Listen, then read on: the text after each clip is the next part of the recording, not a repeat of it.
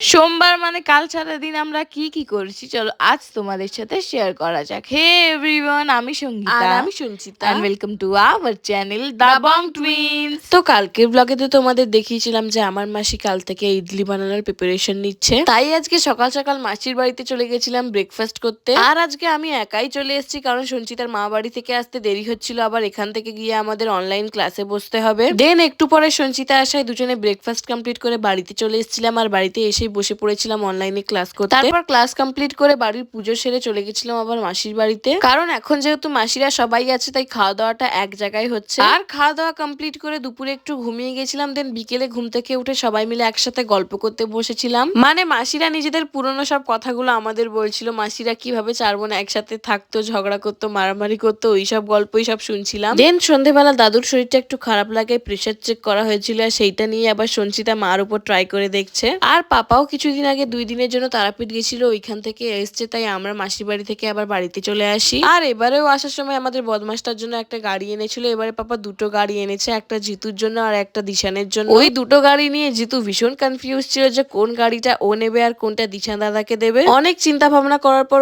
ওই অরেঞ্জ কালারের গাড়িটা নেয়, আর একটা গাড়ি নিয়ে ও যায় আবার মাসির বাড়িতে দিশানকে দেবে বলে। আর আবার মাসির বাড়িতে ফিরে আমরা প্রতিদিনের মতো বসি তাস খেলতে। তো চলো আজকের মতো এতটাই, দেখা হচ্ছে আবার পরের ভিডিওতে, টাটা।